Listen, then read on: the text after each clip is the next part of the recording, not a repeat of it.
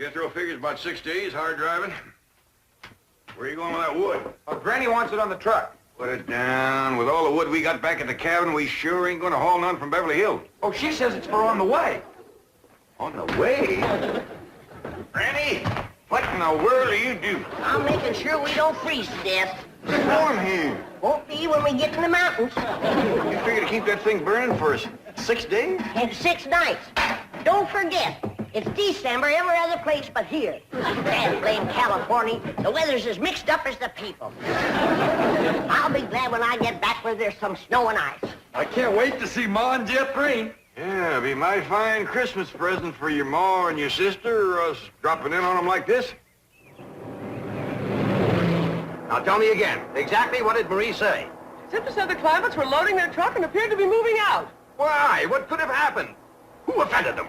Whoever it was, I'll have them driven out of Beverly Hills. Chief, don't get so upset.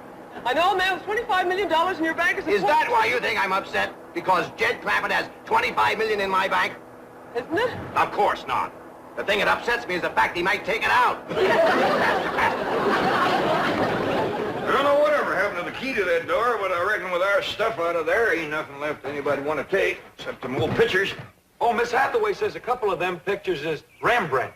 All right, after Christmas, we'll see he gets them back. Where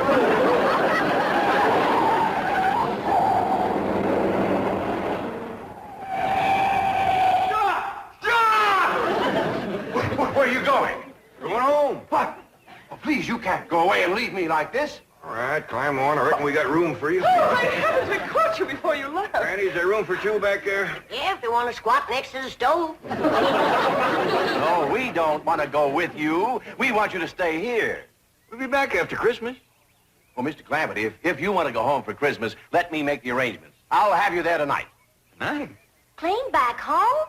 Yes, and you'll arrive in style, too. Well, Miss Hathaway, I think Granny and Ellie Mae should have mink coats for the trip, don't you? Of course. Well, let's go take care of it, and the reservations, too. Mr. Clampett, you start unloading the truck and leave everything to us. You'll be home in 5 or 6 hours on the jet. Buster. What's a jet, Pa? I don't know, bus or jitney, I reckon. Get us here tonight? You heard what he said. Well, that will be a surprise to Pearl. Uncle Jed, it took us 6 days to get out of here. How are we going to get back home in 5 or 6 hours? That bus driver must know a doozy of a shortcut.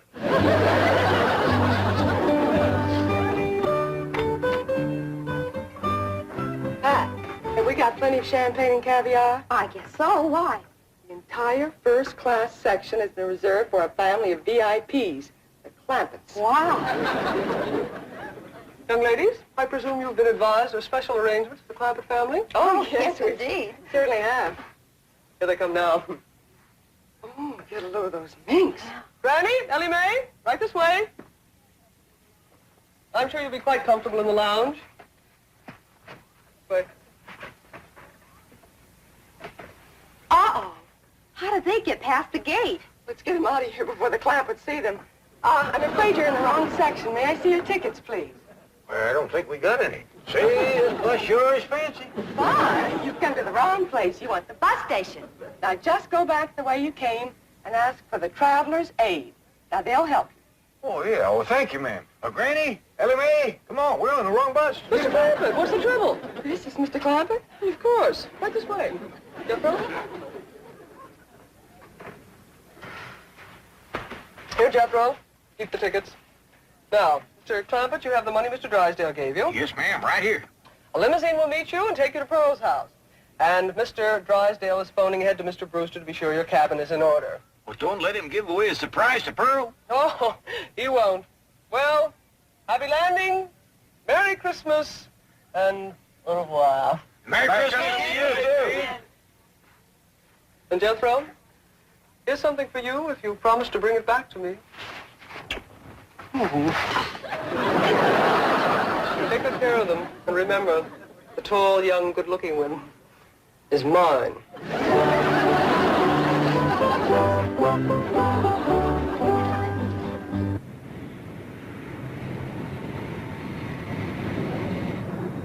Now fasten your belt. Well, I ain't wearing one, ma'am. Just McGillison's. I meant your seatbelts. Doggies. This is a fancy bus.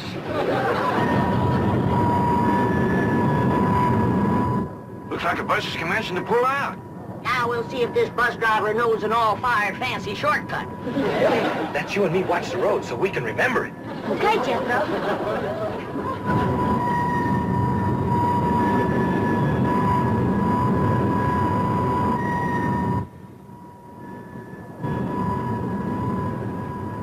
If you ask me, this bus driver of ours is lost. Just keeps us circling and turning. You know there's no shortcut yet. Ding, ding.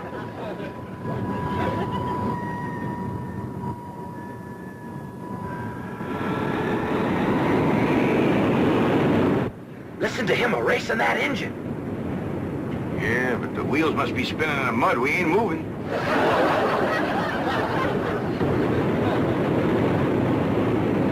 He got her out of the mud. Yeah, we're moving now. Look at it split, too. My doggies, if he gets to going much faster, this thing's gonna leave the ground.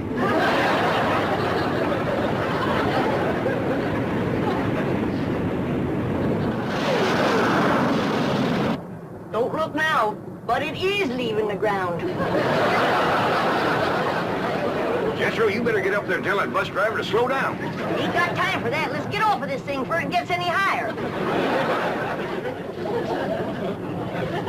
Now, wasn't that a smooth takeoff? You may unfasten your seatbelts anytime you like. Would you folks like some champagne caviar? Or would you prefer a nice hot meal? We have steak, chicken, fish, anything you like. Oh, no thanks. We had a mess of grits and jowls before we left home. Perhaps you'd like to relax then. Take a little nap. There. Whoop. Doggies, Granny, ain't that something? It's good for my rheumatiz. Now, if there's anything else that we can do to make your trip more comfortable, just press the little button. And we'll be right here. Them girls ain't a bit scared. Sure is friendly, too. Offering to share their food with us. You want me to go up and talk to the bus driver, Uncle Jed? I reckon not, Jethro. Don't nobody else seem skittish, and we don't want folks to think this is our first bus ride.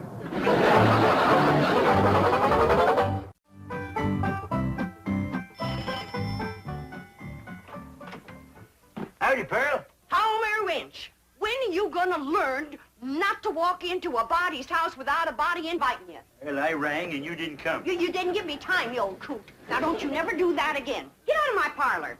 I like you when you're mad, Pearl. You're an exciting woman. Homer, you get out of here. I don't have time for your foolishness. Jethrine and me's going to California to spend Christmas with Cousin Jed. Well, and I reckon you don't care to hear what I got to say. That's right. About Mr. Brewster. Mr. Brewster! Yeah, that tall, good-looking city fella who works for the oil company. Drives that big car. What about him? Is he in town? I've been ordered from your parlor, Pearl. I think I'd best be going. Homer, I didn't mean it. Please, Homer, you tell me about Mr. Brewster, and I'll bake you a sweet potato pie. Well, And for dessert, red horse swimming in elderberry wine. you're an exciting woman, Pearl. Tell me. Well, you see, he stopped over at the Emporium to get some cheese and crackers. Said he was going to be over at Jed's cabin alone all day, and he didn't have no food. Thank you, Homer. Merry Christmas. Now, wait a minute, Pearl. You ain't going to do me out of my tater pie, are you? Well, of course not. You get it. Well, when? Well, I'll let you know. I'm busy right now. Bye, Homer.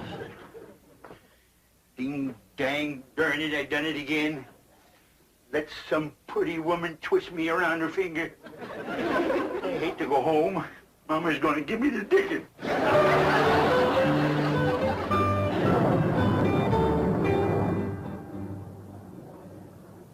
Jed, Hey, Granny. I just had a terrible thought. What's that? Suppose we get to Pearl's house and she ain't there. Where would she be? Out chasing that Brewster fella, that's where. Ah, she ain't likely to catch him in her horse and buggy. Whoa, Bessie.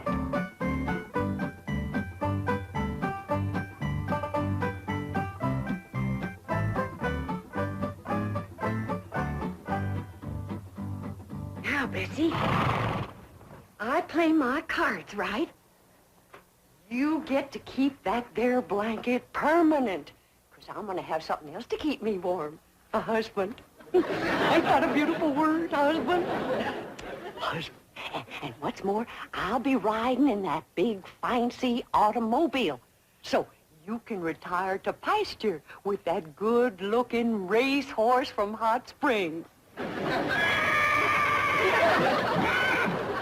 Well, I thought I heard a horse. Mrs. Modine. Won't you come in? Well, thank you.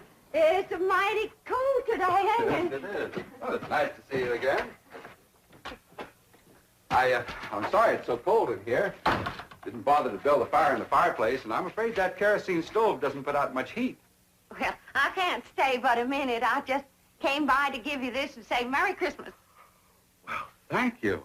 Oh, you shouldn't have. Oh, it's just something that I made myself. Oh, it's nice.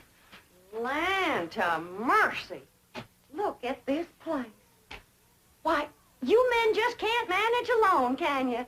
It takes a woman. Oh, please don't bother. I won't be here. You see, I'm going home to Tulsa for the holidays. I won't go no trouble. I'll just throw together a little snack, and while you're eating, I'll tidy up a bit.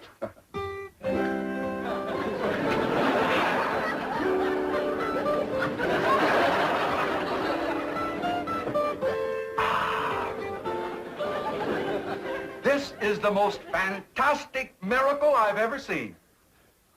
The way you produced this banquet right out of thin air. Ham, fried chicken, roast pork, and this delicious sweet potato pie. That's my own special recipe.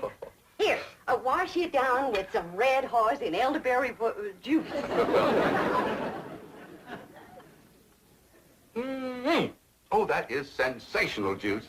But, Mrs. Bodine, I just can't eat another bite. What, Mrs. Bodine, what have you done to this cabin? Oh, do you see a difference? And where did you get those curtains? I just run them up while you was eating. Really, you are a remarkable woman. You cook, sew, you're a wonderful housekeeper. And I love it. It ain't work to me at all. It's pure enjoyment. Mrs. Bodine, I know that this must seem awfully sudden to you, and I know you have lots of ties, lots of activities here in the hills, but I was wondering, do you think you could possibly be happy living in a city like Tulsa? Tulsa? That's where you live, ain't it? Yes, I have a very nice home there, but frankly, it needs you, and I think Mother will agree. You want me to meet your mother? Well, actually, it isn't necessary, and I know Mother will approve my choice. You don't have to give me your answer immediately. You just think it over and... Yes, that's my answer. Yes. But we haven't even discussed money. I'll give you every cent I make. Mrs. Bodine, as my housekeeper, I will be paying you. Housekeeper. That and caring for Mother. Oh, incidentally, Mother's just going to love this elderberry juice. What's the matter? Do something? You shorted.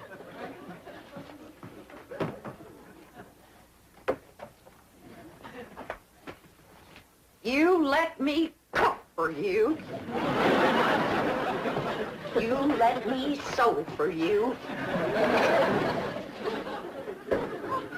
Hand me the ham. You let me house clean for you.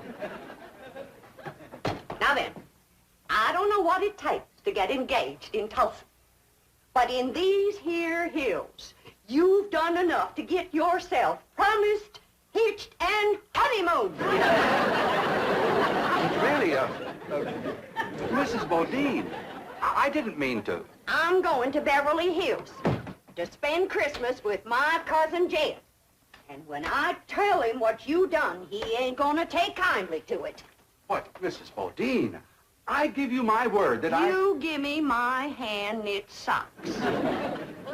Your feet feet can't get no colder than they are right now.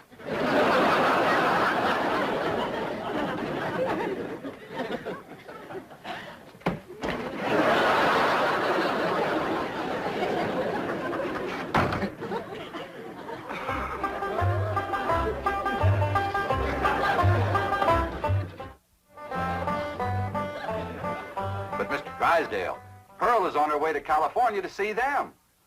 Well, can you catch her in time? Oh, I think so. She's driving a horse and buggy. I'll tell her her family's on the way. No, this is a surprise. Well, then what'll I say? But say anything to keep her there until the Clampetts arrive, and I'll get over to Pearl's. Oh, no, she might misconstrue. You see, I have a very delicate situation here. Yes, you certainly have. And if you spoil Jed Clampett's Christmas surprise, he'll cut off your oil. But Pearl might think I want to marry. Merry Christmas to you, too. Bye. Hello? Oh, boy. Here's the sweet potato pie and red horse, I promise. Hey, there's a piece of this pie missing. And a gulp or two of these red haws. Who got it, Pearl? None of your business. Now get along. Jethrine and me is leaving for California. Yeah, I want a whole pie just like I was promised. Now you get out of here before I throw you out of here. Men is all alike. Gimme, gimme, gimme. You're an exciting woman, Pearl. Don't you even speak to me. There ain't a man alive worth the powder it'd take to blow him to you nowhere. There's just a bunch of low-down, no-good Mr. Brewster! Mrs. Bodine, I hope you're not angry at me any longer. Angry at you? Why, don't be ridiculous. Oh, here, have some more sweet potato pie and some red horse. Oh, this is a rascal been trying to steal my woman and my pie. I'm going to give you such a show. Oh, I think I throwed my dang knee out. And I'm going to throw out the rest of you.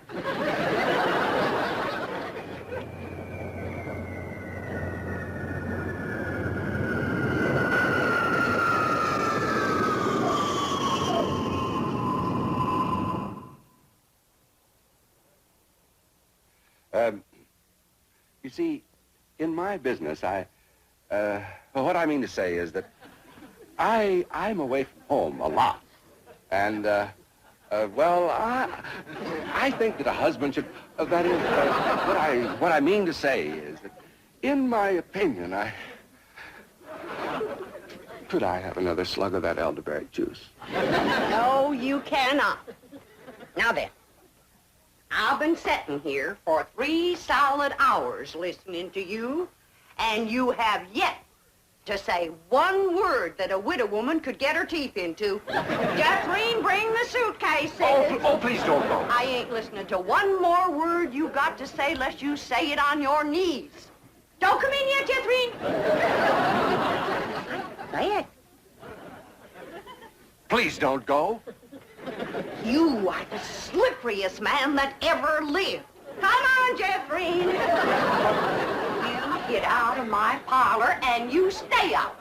You want me to throw him out, Ma? He can walk. Homer Winch, is that you again? No, Pearl, it's us.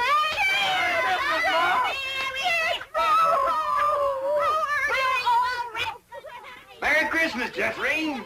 Uncle Dad. Why, you have Mr. Brewster, what are you doing? Mr. Clampett, if you'd been just 1 second later, I'd have been engaged to your cousin Pearl. Go back out, everybody! Please, Mr. Clampett! Jingle bells, jingle all the way. Oh, what fun it is to ride in one horse open sleigh. Dashing through the snow in a one horse open sleigh. O'er the fields we go, laughing all the way. Bells on bobtails ring, making spirits bright. What fun it is to You're nothing but a two-timer, Homer Winch. Pearl told me about you sparking her, you old rascal, you. You're exciting when you're mad, Granny. Hey, how about going for a little sleigh ride with me? You promise to behave? Sure I do. Well, we might as well stay here and sing. Wish you a Merry Christmas. We